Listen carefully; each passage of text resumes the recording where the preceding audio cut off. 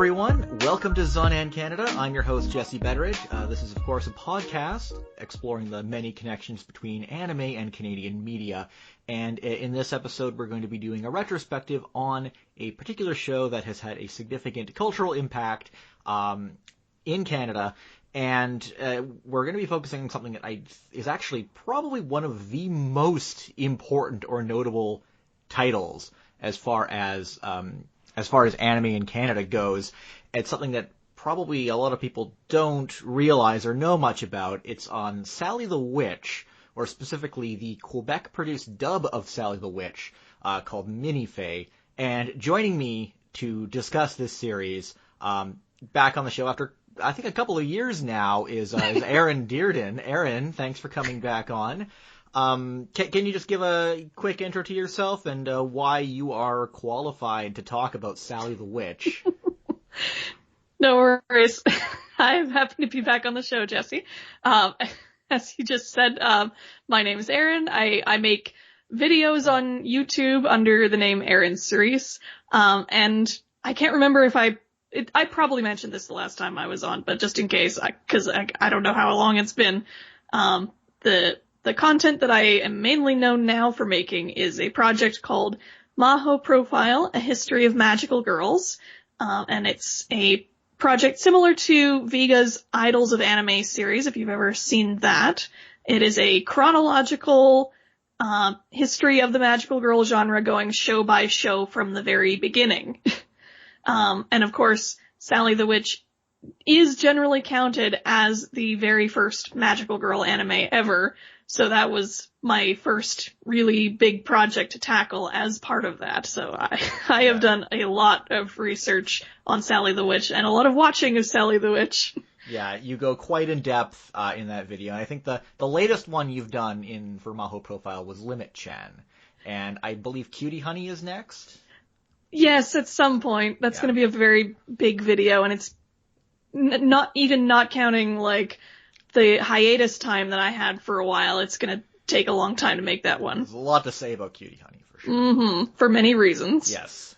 So yeah, we're talking about Sally the Witch, which, as you mentioned, is mostly known, or most often known as the first magical girl anime, although Sally was not the first magical girl. No, she's not. No. So she just happened to be the one who got her anime produced first. Mm-hmm. So I guess, can you just, in a few sentences, just what is Sally the Witch? What is this show all about? All right. Well, we'll do production history after. So just the main story is pretty simple. It's about a child witch named Sally. She takes the name Sally Umino later. So Sally is a child from the magical kingdom. Out beyond the reaches of the human realm is the magic kingdom. And she occasionally will look in on the human world and think, oh, I'd love to go there someday. And then just one day she's like, well, I'm bored. Let's do it. So she goes off to visit the human world, and she is so enamored that she decides, oh, I'm just going to stay here. So she magics up a house for herself, and she makes friends, and she creates a life for herself. And as would be expected for a cartoon of this vintage, magical hijinks tend to ensue. Very inconsistent magical hijinks, but it really keeps you on your toes. You never know what living creature she's going to conjure up out of nowhere most of the time. It's terrifying sometimes, really. And she's actually the princess of the land of magic. Her parents are king and queen. That's kind of what I've gathered. Yeah, more or less. I think there seems to be her grandpa in the mix as well, who seems to be fairly important, possibly like a almost deity type figure. Yeah. I feel like. But yeah, as far as the basic plot is concerned, she's the princess, and her parents are the king and queen of the Magic Kingdom. Yeah, and I did see one episode with her grandmother, who's basically just the stereotypical witch and seems to be senile. But yeah, I didn't see anything about her grandfather. I know that every episode that I saw that featured the Magic Kingdom or the Land of Magic, or I think in the French dub it's actually called Astoria. Yeah, I think it has a proper name. I'm not sure if it was set in the manga because I haven't been able to get a hold of the manga, but I know in later versions of Sally the Witch, it is called Astoria. Astoria, yeah, okay. So maybe that was actually just something retroactively put in an article or something. Yeah. I'm not sure. It is entirely possible. I just didn't see whatever episode it was actually named in. Yeah. I didn't get to watch every episode. Yeah. Neither of us actually speak French, so we're gonna do our best to try and piece together how this show was presented in the French dub. But we're basically going off of the Japanese version, which was subtitled in English. The two are very close, though. It's from what I've been able to gather, it's pretty much a 1-to-1 translation with very few changes. But every episode that I saw set in the Land of Magic, it's the only thing you ever seem to see is the castle she lives in, which is like this weird crystal structure in the clouds with a black void behind it at all times. I don't know if just floating in space, it seems like. Where is this place? Is it in space? Is it just in another dimension? It's just another dimension, and apparently they don't have, it seems like they just don't have ground there. They just have floating structures. Yeah, they're just kind of walking on nothing all the time. That's how they keep their skills up. But yeah, so why is this show important? So Sally the Witch, we've touched on, it was the first magical girl anime. So, but this dub, Minifée, it actually began running in Canada in 1969. So I had known about this show before. I've brought it up on previous episodes, but it wasn't until I was doing research on the previous retrospective I did for Candy that I discovered just how significant Minifée actually is. Usually for these retrospectives, I try to alternate between shows that had an impact in English-speaking Canada, and then I'll do an episode that focuses on a show that had an impact in French-speaking Canada. But I wanted to jump straight to Minifée, Sally the Witch, because this dub is so notable, it is so important, that I feel bad that I did not focus on it earlier. Because Minifée, it's not only the first anime dub ever produced in Canada, it is also the first anime dub ever produced in the French language. It predates any anime dub produced in France. And as I am also 99% certain that this is the first anime dub ever produced by a woman. It's difficult to actually to pin that down, but most of the work on this dub was single-handedly done by a woman named Bernadette Morin. And I'd say she's a bit of an unsung hero as far as anime dubbing and adaptations go. Before we get into the details on that dub, maybe we'll look a little more at Sally the Witch, just in Japan, and the production of the series on that side. And Eryn, I think you can probably say a lot more to that than me. Sure. Yeah. No, I put together a little production history we can go through. In fact, this is probably going to be even cover some info that I didn't get to cover in my Mahou profile video on this, because since I made that video, my research techniques have improved, so I found some more detailed information that I can draw on. Oh, of course. But the basic thrust of it is still the same. So, Sally the Witch started life as a manga, as a lot of anime often do. The original manga was by Mitsuteru Yokoyama, who also is known for his work on manga such as Giant Robo and Tetsujin 28. Known a lot more for boys manga than girls manga. Sally the Witch really is his main big manga for girls. And that story was published in the magazine Ribon from the July issue 1966 to the October issue 1967. At the very, very beginning of the run, the series was actually called Sunny the Witch, but due to a weird thing with trademarks, basically the Sony Corporation actually had a trademark on the name Sunny, which had to do with a license deal with Nissan and their car, the Nissan Sunny. Oh, weird. So it wasn't just them trying to have the leap on the knockoff name Sunny. No, it was more complicated than that even. So, yeah, no, Yokoyama switched it to Sally the Witch pretty early on. I assume he probably got a letter from somebody. Yeah, I've always found this Sunny thing kind of confusing, but it actually it wasn't just like a prototype situation. The manga was published as Sunny the Witch for a certain period. Yeah, for a couple issues. I forgot to check exactly how many, but I know I've looked into it, and it was just like maybe a couple issues before they made the switch. And then, of course, the collected volume is always published under Sally. I have found scans of the original few issue covers that do still say Sunny. Yeah. Anyway. It's not like a Peter Palmer situation from the early Spider-Man comics. No. They always try to preserve that for some reason. Yeah. As far as where this manga, originally was inspired by, Mitsuteru Yokoyama had two main sources that I've been able to find for his inspiration on this. And the one that is most commonly cited is the American sitcom Bewitched, which, if you're not familiar, was a very popular 1960s sitcom about a witch named Samantha who marries a human man named Darren, and all of the hijinks that occur from the magical side of her family coming to interfere in her new mundane life. And Bewitched is insanely popular. It was insanely popular in Japan. I don't think many people realize. Elizabeth Montgomery was doing ads in Japan for like candy companies throughout the 1970s from what I've seen. Yeah, it originally aired in Japan as Okusama wa Majo, which translates to "My wife is a witch," which I think is a very delightfully straightforward title.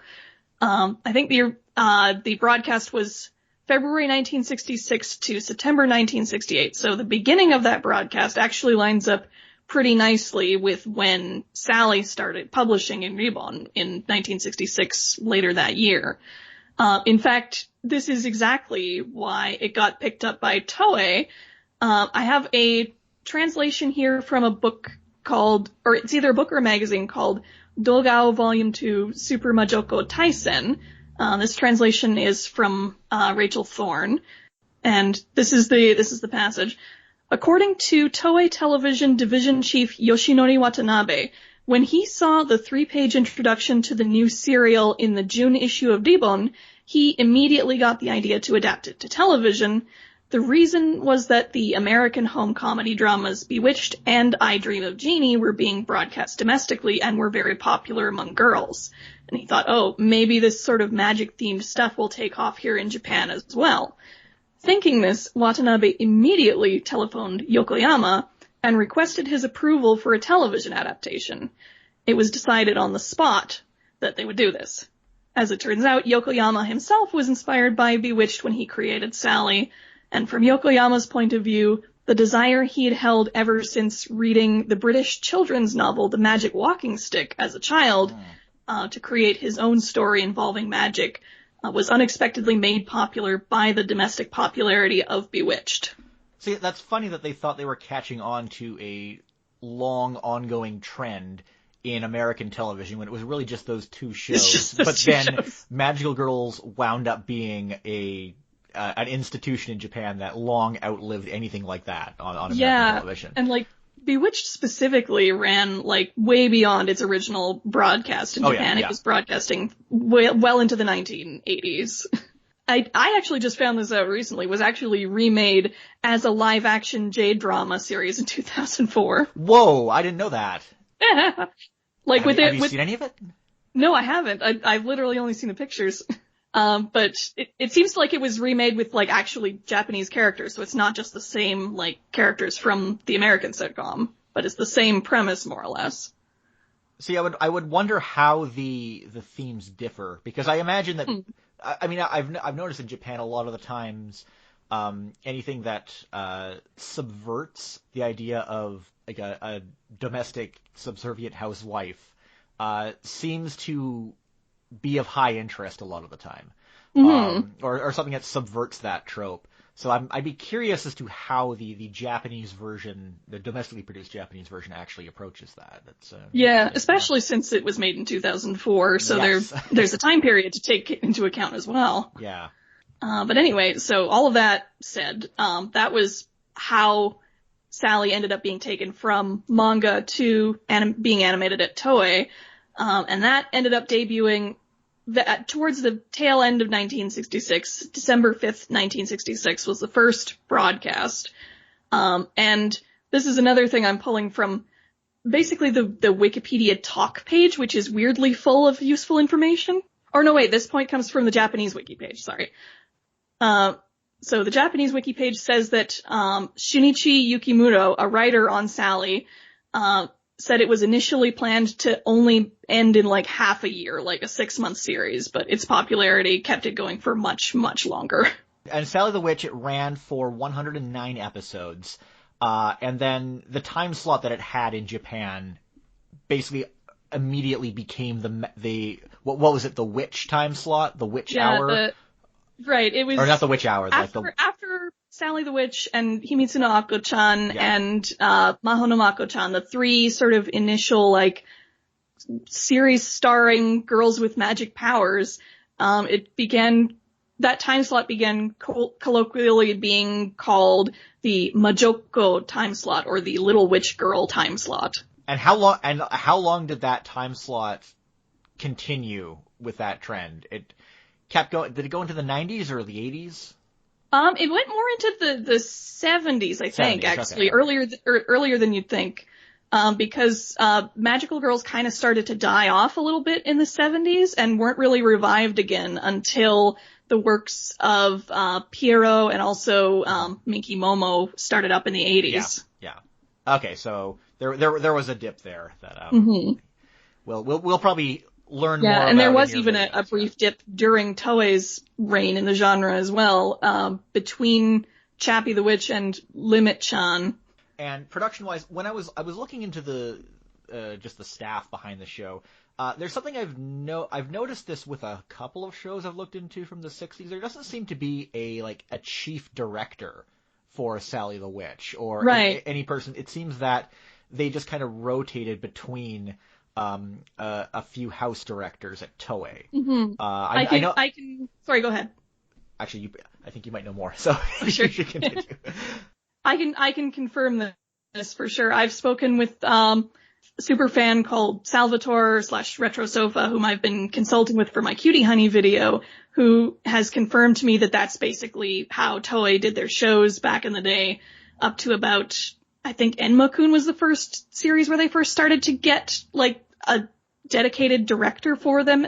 Before then, it was basically, like you said, there wasn't really a set director for Toei series before then. Yeah, it was not just Toei. I think when I was looking into Attack Number 1 a while back, it was the same situation there. And that was, I believe, a TMS production. So, yeah, I don't know if it was a matter of approach that was different or just the way that they credited people was different at that point. But, yeah, there was about 5 different directors that they rotated on an episode-by-episode basis. Most of them, like Hiroshi Ikeda or Kazuhisa Takanouchi, were...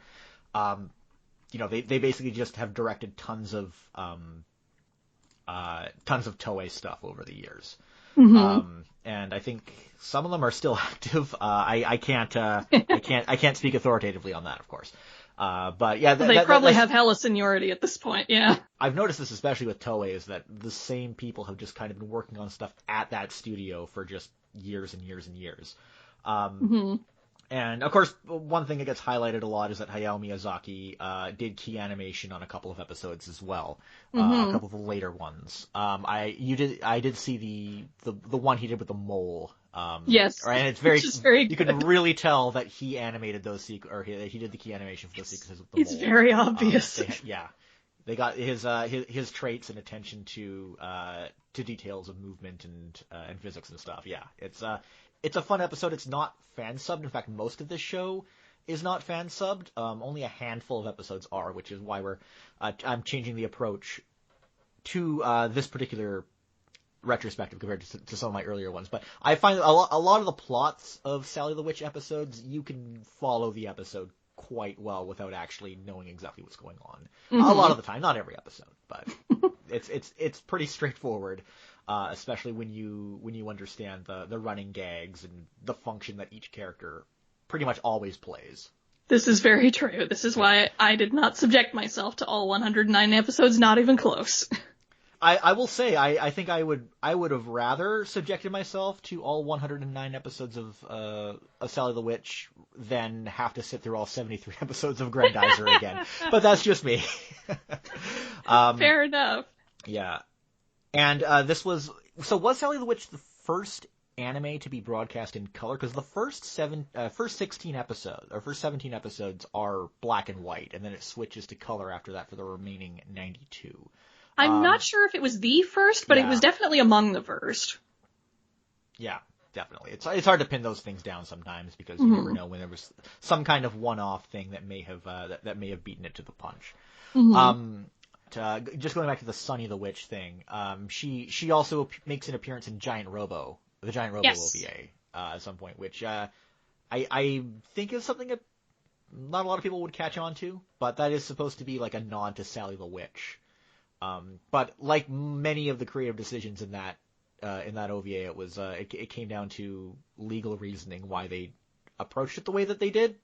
Mm-hmm. Yeah. That whole story is just wild. The production of that anime. Yeah. I got my I have my Giant Robo Blu-ray sitting in my friend's house in the U.S. It's going to be quite a while before I can get my hands on it, unfortunately. That's what I get for trying to get around paying high shipping prices for rights.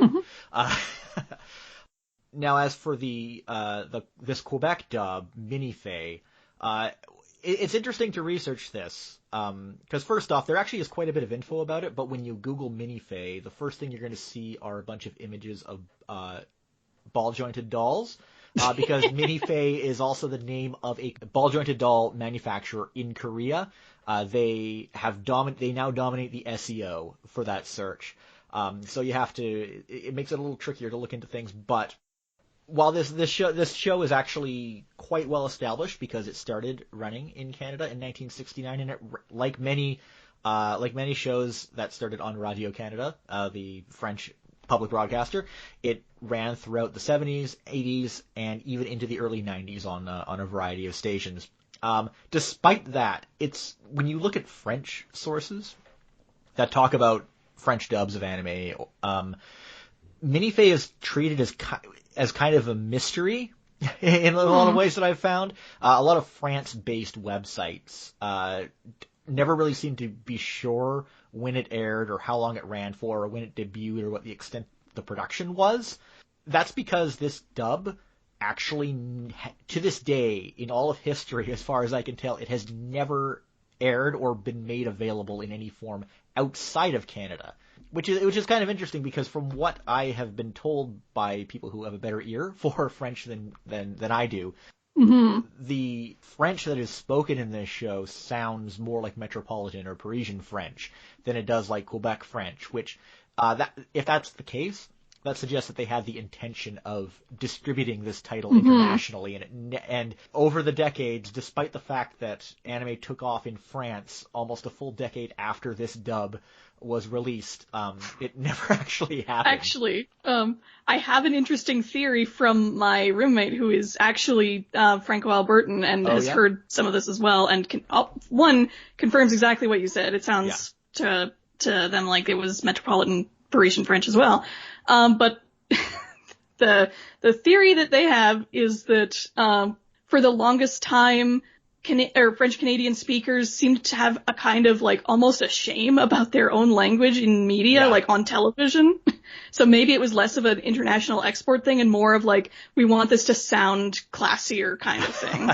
Maybe that's also a very good theory. That makes sense as well. Sally the Witch was dubbed into other languages as well, Italian, Spanish, and Polish. But those dubs were all produced later, I think not until the 1980s. Are you aware of any other international dubs the show's had? I don't think I even pinned down all of them because there were a bunch of them, but I think I would have to find my notes on that again to figure out what I know about that. Yeah, for many years though, like as far as I can tell with the research that I've done, Minifée was the only international adaptation of Sally the Witch anywhere, which is interesting because Toei was exporting a lot of stuff at this time, not so much TV shows, more movies. But yeah, Sally the Witch was well before the sort of explosion of anime titles in France and the rest of Europe.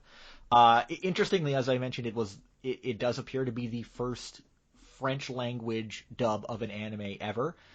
There was no French dub of the original Astro Boy, as I originally thought. There was a dub of Kim of the White Lion, interestingly produced by Sonolab, the same company that handled Minifée a couple of years after. That one aired on Radio-Canada, and that one actually was exported to France in the early 70s. And I think it might be the first that Came of the White Lion dub. I think that might be the first anime that ever aired in France. I'm not sure. I can't confirm that. I've never seen that directly stated. So I'm gonna refrain from definitively making that claim. But that seems like that might be the case. It makes it sound like Minifée was an experiment almost. See, there's an interesting story behind it. It was licensed by a Montreal-based film distributor called Les Films J.A. Lapointe, or J.A. Lapointe Films. It was run by a couple, Joseph Albert and Marguerite Lapointe.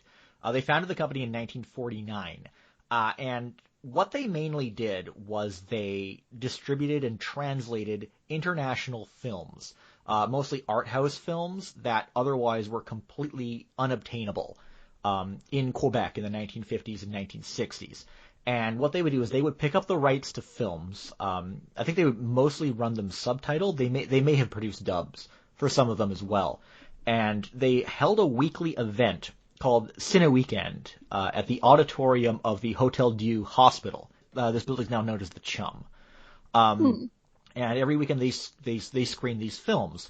And Lapointe, he traveled to Japan quite a bit, and he had just fallen in love with Japanese cinema. They screened many films by Japanese directors, and one of the most famous ones that they distributed was Kwaidan, the 1964 film by Masaki Kobayashi. That's actually one of the films that put J.A. Lapointe on the map. So this is not a company that really dealt with television a lot of the time. They're still operating today, by the way. They're a distributor. I think they still mainly deal with more art house films rather than Hollywood films. But they do distribute foreign films in Quebec. So they're not a company that has generally specialized in television too much. So I'm not sure exactly what led to them licensing Sally the Witch. If I were to take a guess, it would probably be that they had a relationship with Toei Productions. And as I mentioned at the time, Toei had begun distributing some of their films in North America, like Alakazam the Great and Little Norse Prince. That would make sense. Yeah. And they probably wanted to use their relationship with J.A. Lapointe as a way to break into the French-Canadian market. So why that led to them offering Sally the Witch when Sally the Witch hadn't showed up in any other market anywhere on Earth, I do not know. That my best guess would be that they had pitched Sally the Witch to other markets and it didn't take, but for some reason it did when they offered it to J.A. Lapointe. I can't pin down those exact details, but nonetheless, this company wound up licensing Sally the Witch, and they produced an in-house dub. Rather, they tapped a small dubbing studio called Sonolab to produce a dub. They did not dub the first 17 black and white episodes. In fact, I don't think any localization of Sally the Witch has ever dubbed those black and white episodes. They always skip just to the color ones. Oh, that's interesting. That's something I didn't know.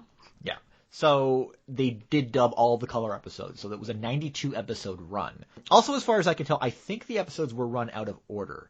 You don't need to run them in order. Yeah, I mean, there's one character, Polon, who comes around late in the late half of the series. She's like not actually Sally's sister, but just she's just another random child, as far as I can tell. Yeah, just another random child who comes to create various mischief in Sally's house. And so, I mean, that's pretty much the only thing that changes partway through the series.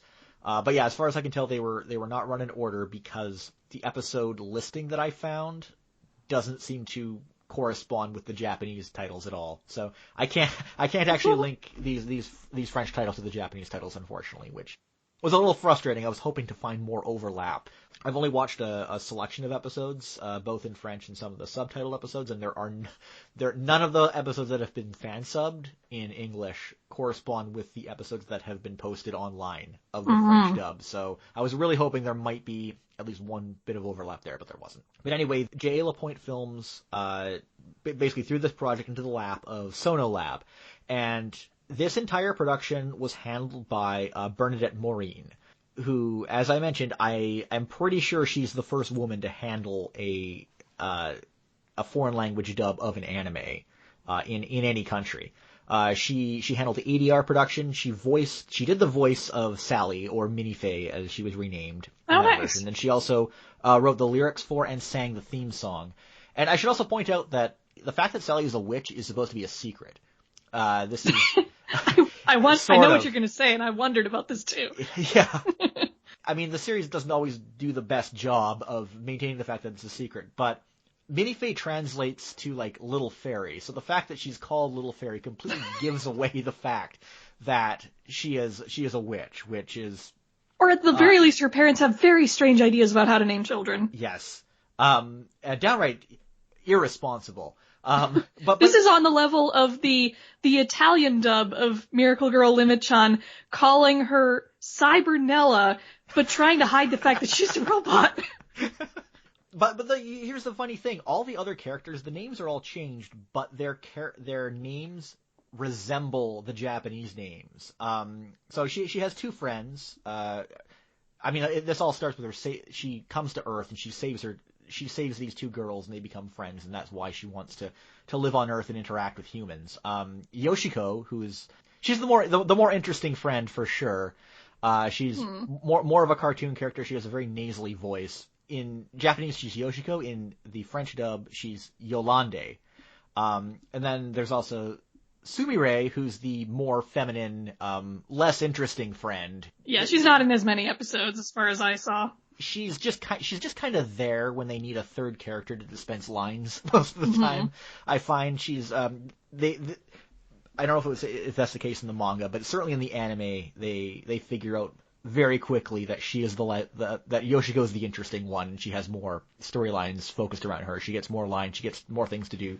Sumire is just kind of there. The only time I ever saw anything done with Sumire was like the episode where Sally tries to learn what tears are, and they use her as like the one who gets mad at her for not crying. Okay. But she's Suzanne in the French version. Poron, who's the little girl who shows up later in the series, she's Pauline. So they try to keep these names all kind of similar to the Japanese names, but well, it seems to make sense. But I don't understand it because they could have just kept her name as Sally, but they changed it to Minifée. So... And you could still call it Minifée. She's a Minifée. Exactly. But, and even the theme song, it is the French theme song, the French theme song, it is a direct adaptation of the Japanese theme song. And it actually kind of works better in French because Minifée has more syllables. So when it goes, in the Japanese version it goes, Sally, Sally. In the French version it's Minifée, Minifée. I think it actually works better. I guess the way Japanese syllables work is technically 3 syllables, but whatever. Yeah, that's true. Okay, all right. I still think it works better with the French, but it does not make any sense. Syllables. Yeah, it doesn't make any sense for her name to be Minifée. I think that's one of the few missteps in this adaptation. But yeah, it is, for the most part, it's a straight adaptation in every way. There's no real cuts or anything. The lines are all faithful to what they say in the Japanese version, roughly. There's no effort made to hide Japanese text anywhere. I noticed that when I watched some, yeah. Yeah, and like the episodes, there was a DVD release. That's out there. It has only 26 episodes, so it's incomplete. I couldn't find any copies for sale online. If you live in Quebec, I would imagine, it came out in 2014, you can probably find a used copy somewhere. If you do, grab it, because this is a neat thing to check out for sure. But most of the episodes that you'll find floating around on YouTube and various places online, they are like direct recordings off of television. If you see things like Japanese text, it's not because someone did a restoration. This is how it aired when it aired on Canadian television.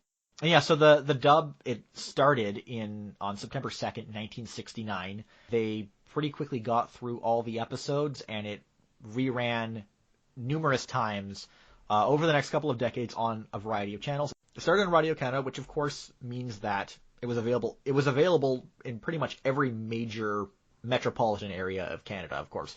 No one would bother seeking it out unless you spoke French. But it was there, and a lot of people probably didn't even realize it. Yeah, I can certainly tell you that there's still a lot of nostalgia for it, like based on the comments I got on my Sally the Witch video. Oh yeah, I mean, so much information about anime in French comes from France-based sources, and it's treated as like this kind of mystery that people don't really know a whole lot about. But it was like kind of this inescapable thing in Quebec for so long that a lot of people definitely saw, but it just never aired outside of there at all. And yeah, it aired on Radio Canada. Reruns also ran on TVJQ and Canal Famille. So regarding the cast in French, it was a pretty limited cast. Most actors were doing multiple roles, and a lot of them were actors who would go on to do other productions in Quebec as well. As far as I can tell, Sonolab, they didn't really do very much after Minifée and Kimba the White Lion, but the actors did go on to do other things, because a number of anime titles were dubbed in Quebec, more than I think a lot of people realize. As I touched on in the Candy Candy episode, we'll get onto these characters in a bit, but Yoshiko has these 3 triplet brothers who they seem to be kind of breakout characters in the show, or they certainly get a lot of attention. They're lovable scamps. That's what they are. In Japanese, they all have the same voice actress. Yes, they do. And they're all voiced by Masako Nozawa, the voice of Goku in Dragon Ball. Oh, I didn't know that. Actually, I think you mentioned that in your video, and I forgot. Yeah, she also voiced Sally's mom. So this method for the French dub was replicated in the Japanese dub as well. Yeah, but it's like Sally's dad and Sally's teacher have the same voice actor. In the French version, 2 of the triplets have or Pierre and Jacques, as they're called, they have the same voice, Philippe Arnaud.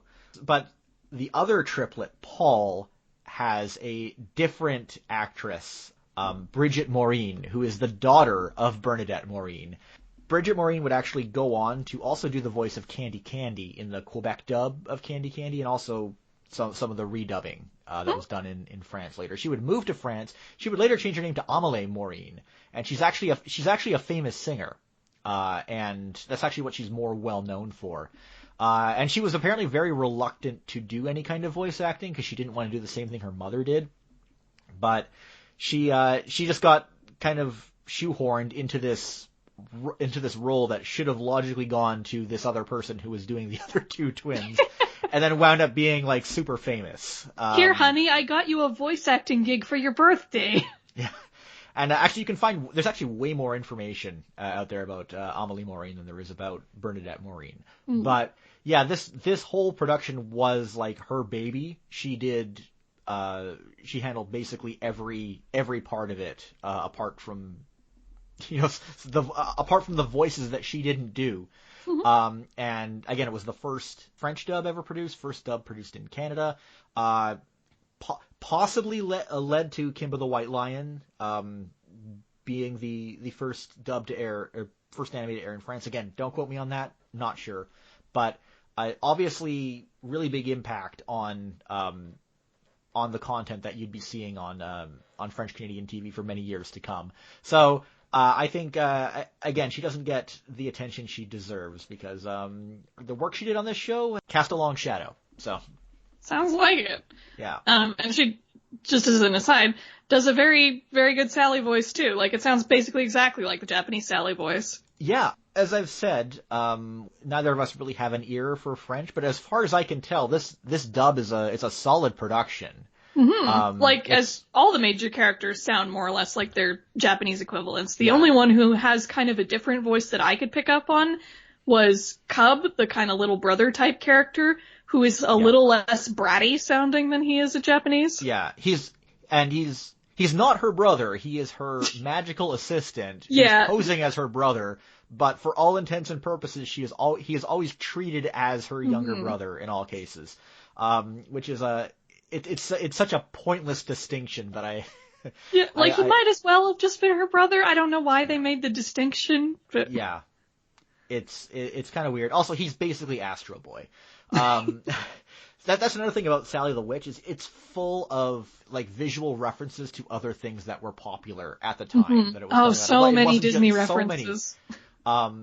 So many. Not just Bewitched. So what we're gonna do for this episode? Usually, I watch an entire show, and then we just kind of focus on things that stand out about the show or things that were important over the course of its run. But because it's impossible to watch all of Sally the Witch in English, and there's so little of it available, and also it's unnecessary to do so, I thought what we do is we just look at one episode, one of the few episodes that you can get a fan sub for, and just do a little bit of a deeper dive than usual. Because I think that this episode that we picked, which is episode 43, Classmate in Crisis, it touches on most of the things you see most frequently in Sally the Witch. You see most of the major characters showing up. I watched through the episode, took some notes, we'll just kind of go through it scene by scene. I've never done it this way before, so we'll see how it goes. Minifée, je suis une petite sorcière au voyage sur mon balai, ça va plus vite quand je vais me faire. Elle arrive tout droit du beau pays magique, son père en est le roi, et c'est là que ça se complique. Minifée, Minifée, le roi est en colère quand elle vit sur la terre, il voudrait qu'elle revienne, sa petite magicienne. Minifée, Minifée, oui mais nous on veut la garder. Wouh! Elle peut tout arranger d'un petit clin d'œil magique, elle peut aussi changer un vieux chameau en moustique. Minifée, Minifée, depuis qu'on la connaît, on ne s'ennuie jamais. Avouez, c'est pratique d'avoir une amie magique. Minifée, Minifée, c'est chic d'avoir une amie fée. Minifée, Minifée. So, I mean, going back to that theme song, like I mentioned, it's identical in both versions. It was sung by Bernadette Morin in French, and it was sung by a trio called the Three Graces in Japanese, who have done lots of anime music and drama themes and commercial jingles. And man, those first few notes just pierce right through you when you start watching the episode. The opening the Japanese version, the opening starts with a really cool looking shot of Sally transforming a tree into her house. Yeah, that's like the early Sakuga for all you Sakuga nerds out there. Yeah. So the opening theme visually, it's identical in the French version is identical to the Japanese version, but they cut that first shot out, which is disappointing because it's one of the coolest shots in the show, and they just replace it with the jankiest looking reversed still shot of Sally waving on her broom. It's reversed and it has inverted colors, and it's just like you have this very very piercing vocal going over it. You get it does not create a good first impression in my opinion. Yeah. That's basically how it comes across. Yeah, exactly. And any version you find out there is going to be very muffled as well. So you don't think that you're going to be in for a good time when you watch an episode of Minifée, but it actually is. It's like we said, it's a good production. And then we see the rest of the opening, cutting right to an homage to one of the most important anime of all time, which is Tom and Jerry.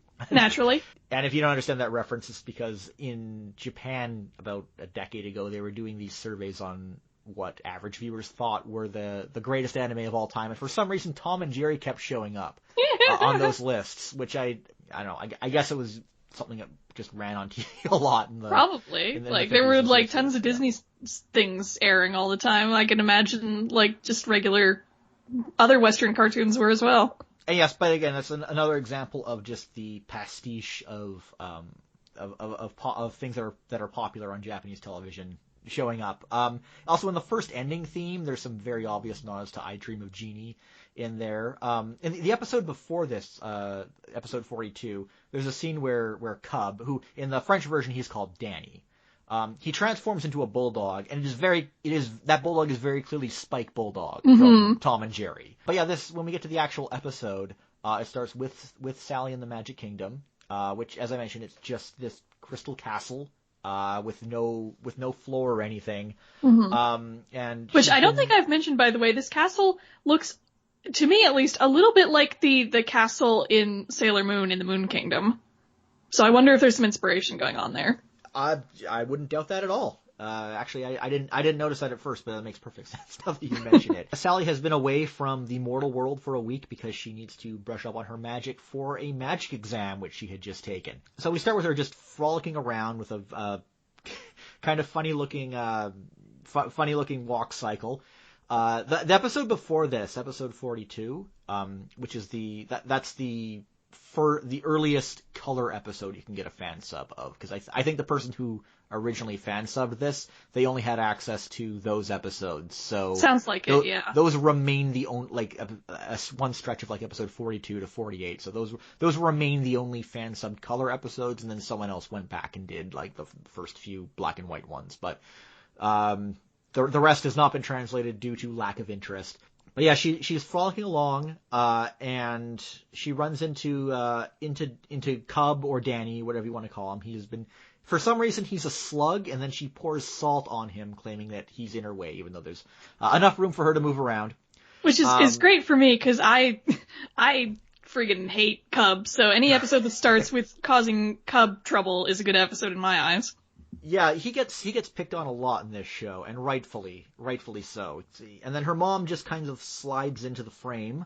And then we're introduced to Sally's parents, who are talking to her about her magic test. Now I gotta say, Sally's father, the king of the Magic Kingdom, he's so good.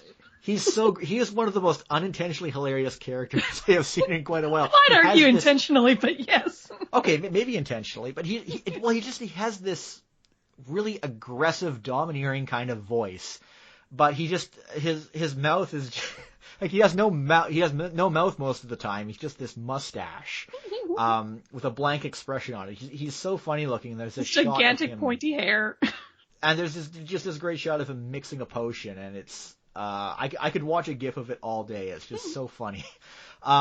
But yeah, he points out that, Sally blew it on her test. Her scores were embarrassingly low, especially for the Princess of the Land of Magic, or Magic Kingdom, or whatever you call it. Whatever translation you're going off of. And he also goes into describing magic as a kind of science that requires knowledge of basic chemistry, which I don't think is something I don't think it's how it's consistently approached in this series at all. And he instructs Sally to recreate the potion before she's allowed to return to the human world. And it seems like that's not going to happen anytime soon.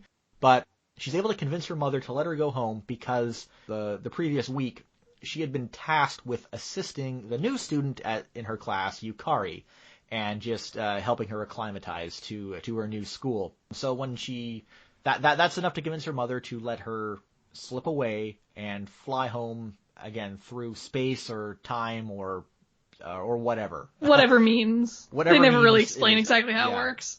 And there she meets up with Sumire or Suzanne and tries to come up with a story of where she's been for the last week. She says that she's been at the beach and just conjures up a seashell that she hands to her, which she doesn't question at all. At this point in the series, there's been enough weird stuff that's happened that I think they just don't question anything anymore. Yeah. And she asks how things are going with Yukari, and as she finds out, things have not been going well. So Sally does run into Yukari later, the new student, and finds that she can't find her bag. So Sally wants to help her out. So, when Yukari's not looking, she turns her own bag into a dog. And as you do. That's just the logical way to solve that problem. And instructs the dog to search for her bag. And I have to say, I mentioned before how Sally's ability to create life from nothing is kind of terrifying. And oh god, yeah. In one of the black and white episodes, there's a point where she's trying to practice conjuring and conjures a kangaroo with a unicorn horn that is painfully grabbing at its own head, and then you see that it has a baby in its pouch that's doing the same thing. That's horrifying. That's awful. And they just disappear after that. So I assume they lived for a collective total of 10 seconds. Don't think about it. Don't think about it. She finds Yukari's bag, and then after she finds Yukari's bag, she turns the dog back into her bag, but the bag keeps whimpering.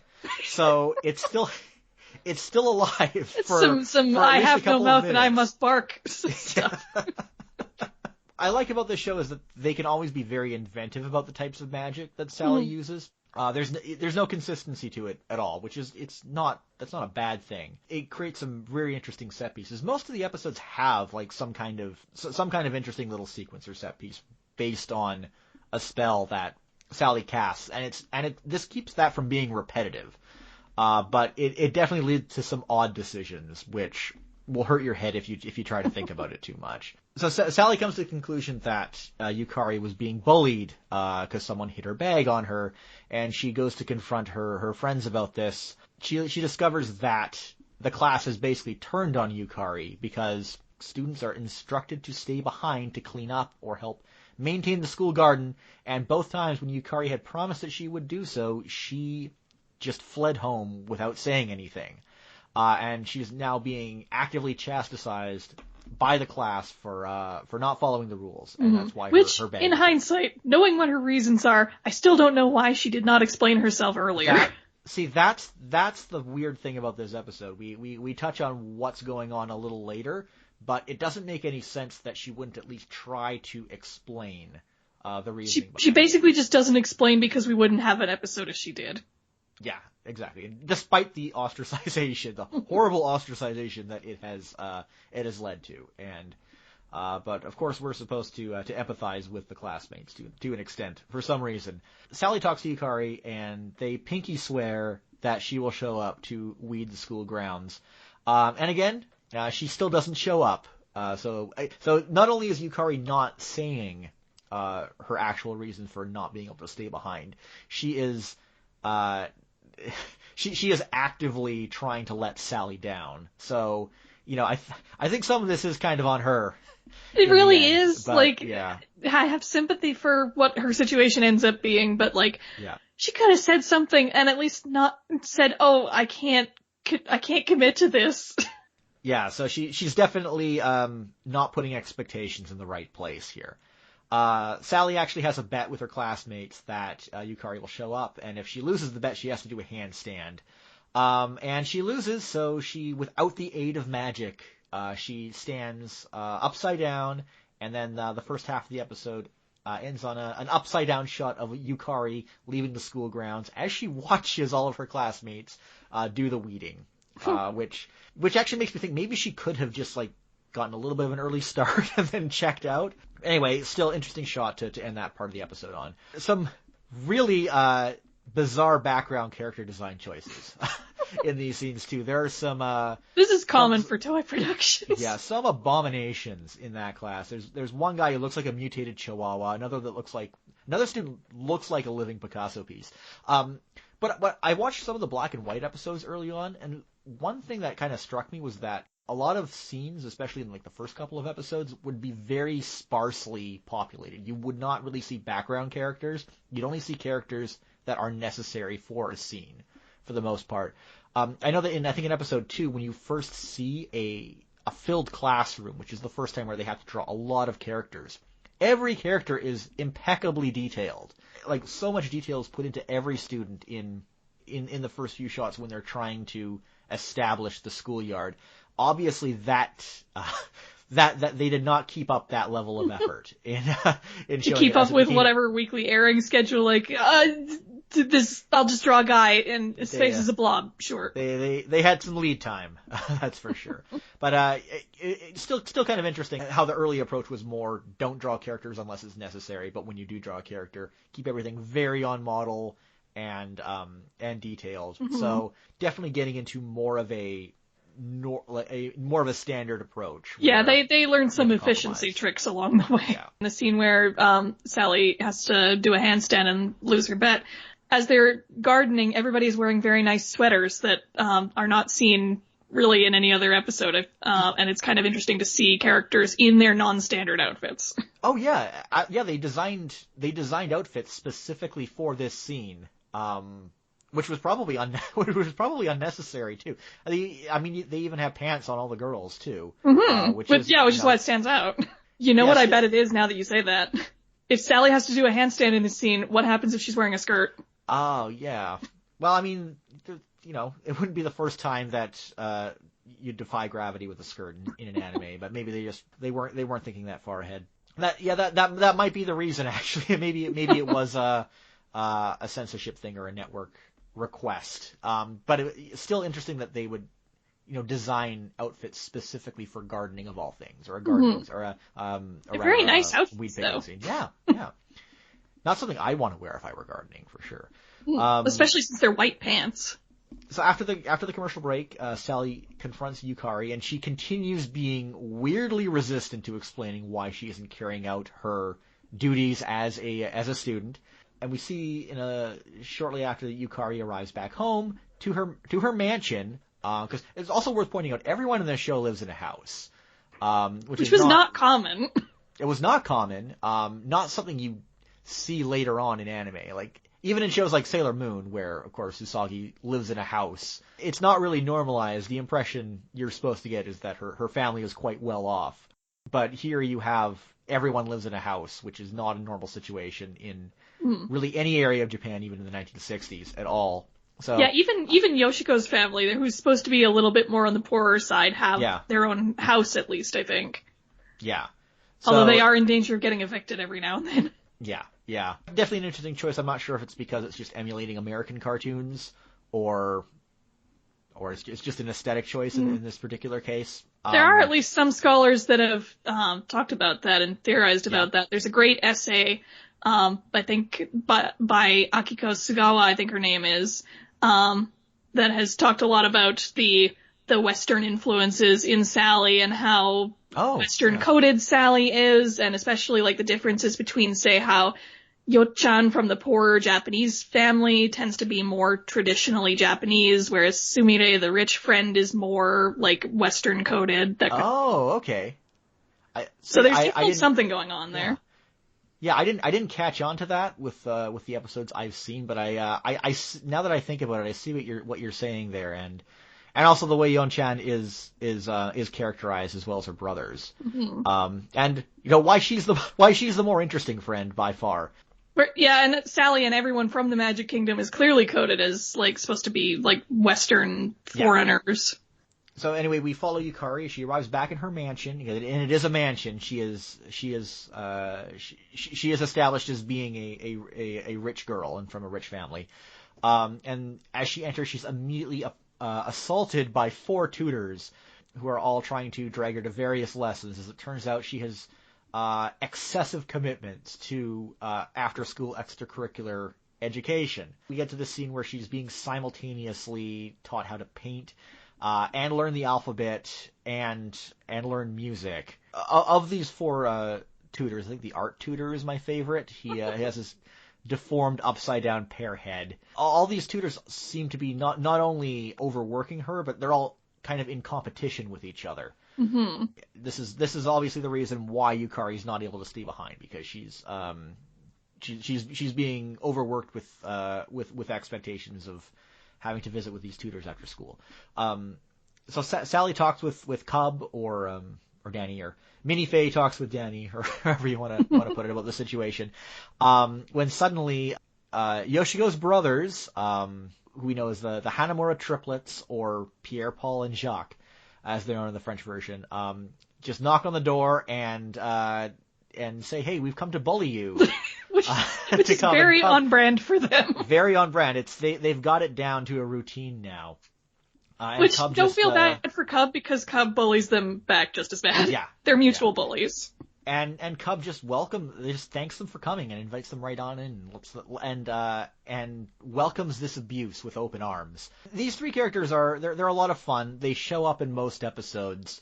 I've noticed with like a lot of the with the later ending themes that they seem to get an increasing amount of focus as it goes on. I don't know if that was also the case in the manga. And I just remember what you said in your video about Limit Chan, about how so much of the episode seems to focus on Boss, the the bully character, the bully character. And I'm just wondering if having these kind of mischievous boy characters or shifting a lot of attention towards them Like, is this like a way to try to keep boys watching the show? I don't know. It might also be just the fact that, like, having girls as the main characters was unusual at the time, so I think a lot of writers were probably more used to having boys having hijinks. Yeah.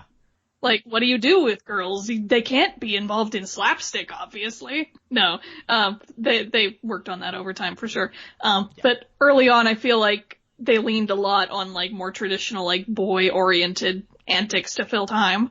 Yeah, these characters pop up quite frequently, and I mean, there's lots of great set pieces with them. They're not bad. They're not bad. They're quite funny. Mm-hmm. They're certainly more enjoyable than Cub, who just comes across as like a brat most of the time.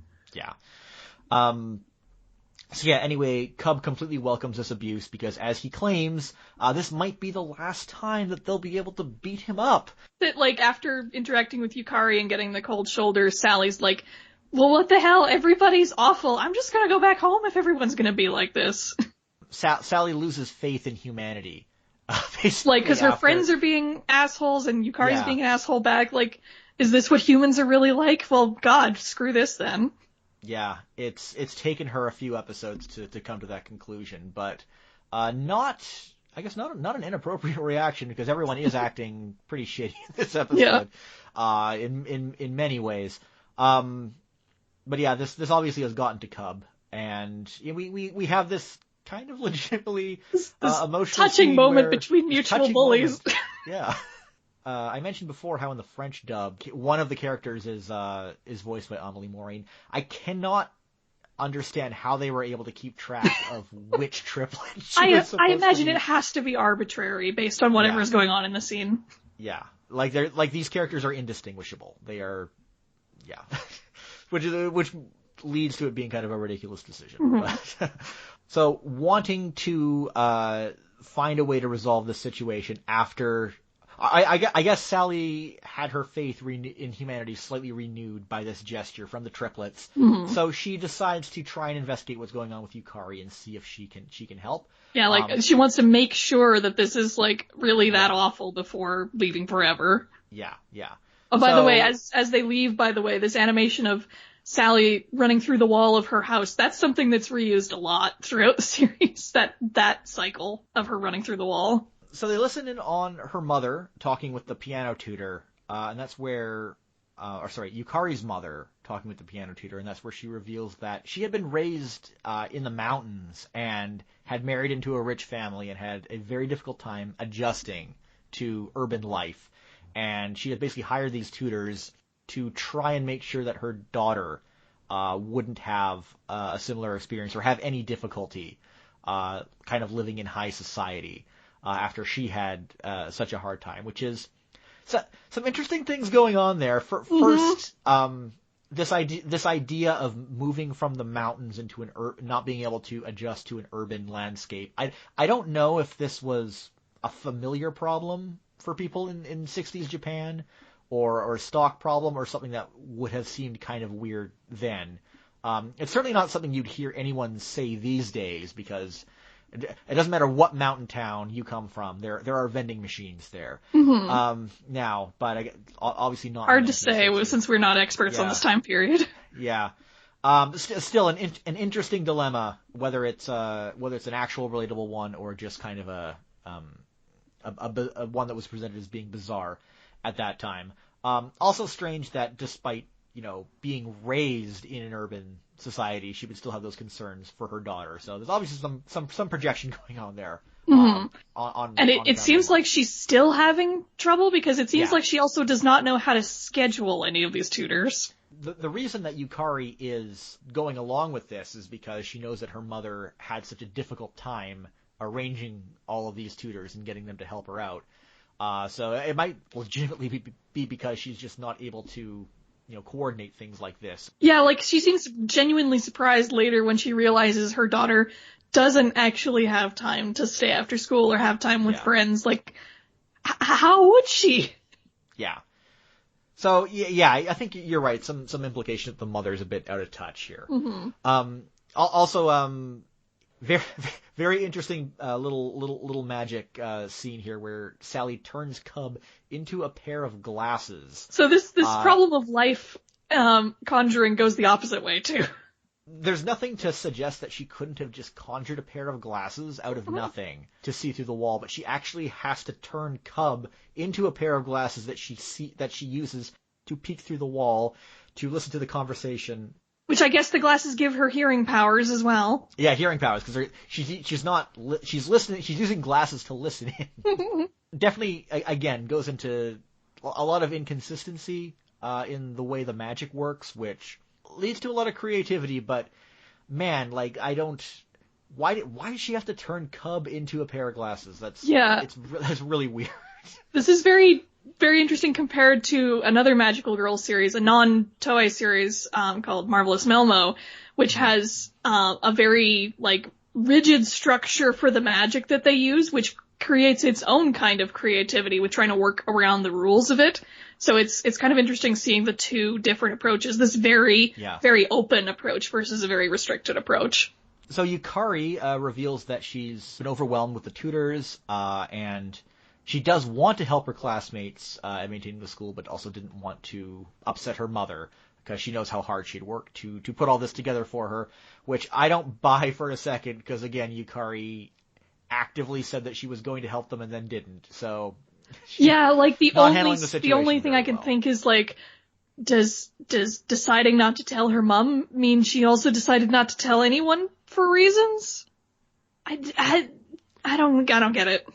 Yeah. And I don't know why the tutors are so competitive, but Sally and Cub have pretty much realized that right now they are the ones that need to be removed from the picture so that Yukari and her mother can sort out the problem. So they begin to sabotage them. Yukari is working with a singing tutor, and they transform her voice into a deep masculine voice. Oh boy, isn't that funny? Yeah. I mean, it's not what she's used to, so obviously it would be a surprise. Like suddenly getting a frog in your throat, I guess. Yeah. They turn her Ikebana teacher's floral display into some weird postmodern art pieces, and then just cause her dancing teacher to spin into a tornado, and this all leads them to a mass resignation. Because they now believe that they are operated in a haunted house, which technically for those few minutes is true. For some reason, Sally sets up a reel-to-reel projector to show footage of the tutors harassing Yukari. Yeah, like again, she just kind of barges in and walks through the wall like nobody's gonna notice, and nobody does notice, so I guess it worked out. Yeah. Well, we see her put up the projection screen. We don't see where she gets the projector from. I can only assume that she conjured it out of nowhere. And I don't really know why it was necessary to show that footage of like the tutors harassing Yukari and cause them to just run away. It seemed like an unnecessary move at that point. I guess they knew that they were harassing her and didn't want that to be known by the mother. Maybe. So I still. Yeah. Bit of a strange choice. Anyway, the episode ends with Yukari happily playing volleyball with her classmates, and then just because we have to get some Cub abuse in, they knock the ball down a hill and he has to go chasing after it.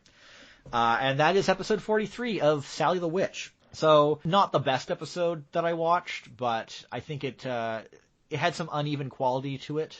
It is demonstrative, is what it is. Yeah. It's a good example of what the show usually delivers, not necessarily what it does when it's working at its most optimal. We spend a little time with almost all the main characters from the show, so it's a pretty good encapsulation, I find. If you do want to watch Sally the Witch, you pretty much have to pirate it. It has never been translated. Yeah, you either have to pirate it or spend hundreds of dollars on a Japanese box set. Yeah. It has never been made available in English in any form whatsoever. Not the manga, not the anime. I don't think it's even had any, like, weird direct-to-video one-off episodes dubbed into English or anything like that. Really, the only presence it's ever had in North America was Minifée, the Quebec dub. Mm-hmm. And I guess that one giant robo appearance. Yeah. Well, again, that's Sunny, so yeah, it's quite debatable whether it counts. Mm-hmm. Yeah, so you pretty much have to watch fan subs. There's like the first few black and white ones are subtitled. A few episodes, like 42 to 48 or something in the middle of the color episodes are sub, but that's about it. You can probably find the rest out there if you look hard enough. There is that DVD set of Minifée I'd be interested in trying to track that down, but I think you're pretty much going to have to look in, when you're able to visit stores again, which we are not able to do at the time of this recording because we're all in quarantine. You could probably look around at used stores. There might be a copy. That'd be a pretty neat thing to find overall. So yeah, that's pretty much all I have to say on Sally the Witch. It seems that when you actually dig into it, there's quite a bit out there about Minifée because it again was a pretty notable dub. One thing we haven't touched on is the other Sally the Witch series from 1989. So that one actually was dubbed in France shortly after it debuted in Japan. And the dub for that series completely ignores and disregards the Quebec dub. It has no connection to it whatsoever. Sally actually is named Sally. I'm not sure about the other characters, but that is going to be the version that I think is more well-known outside of Japan and outside of Canada compared to the original series, which pretty much was only in those two markets and then a few other ones. Did you have anything to say about that series? That one's even harder to track down, I feel like. Even the pirated copy that I found was the Russian dub. Oh, wow. Yeah. There is one fan sub of it, of one of the very short, like, theatrical, quote-unquote, movies that was made for it, which I think is Sally the Witch Mother's Love is Eternal. So that is fan subbed out there. You can theoretically find it. But the rest of it is, even harder to track down than the original. Yeah, I'm interested in checking out the movie. I'll probably do that at some point. Yeah. It's very unlike other Sally stories because it is, like, most of it takes place in, like, a fantasy realm and not just, like, the nether realm, magic kingdom, whatever, but, like, an actual, like, there's fantasy creatures everywhere and whimsical forests and stuff. And that 80s show... significantly more toyetic than the 1960s original. It's like Sally has a magic wand for no reason. Yeah. Just so first thing you'll notice when you check it out. So yeah, that's pretty much all I've got to say on this series. I'm glad I got a chance to cover it, and I hope I can use this as the research I did here to sort of dig into some other titles as well. So we'll leave it at that. Can you let people know again where they can find you on social media? Sure thing. Again, my YouTube channel is Eryn Cerise, ErynCerise. And my Twitter is the same handle, so you can follow me on either of those platforms. Again, Mahou profile is taking a bit of a time between episodes right now just due to the amount of time the current episode is going to take. But eventually, you will see a great exploration of Cutie Honey coming out of the channel. I am looking forward to that. And thanks for tuning in. You can reach me on Twitter @jbetteridge or email zonandcanada@gmail.com. The theme song for the show is by Ultraclystron. It can be found on his album Packet Flood, and you can find that at ultraclystron.com. Please subscribe to the show on Apple Podcasts, Google Play Music, Spotify. Also, I have a Ko-fi account. I'm not hurting for money or anything, but it would be nice if I could break even on the SoundCloud fees every month. So you can find that at ko-fi.com/zonandcanada. So yeah, thanks for listening. See you again.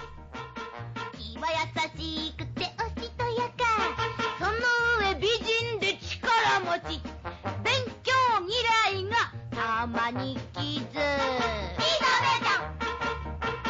ちびでも魔法の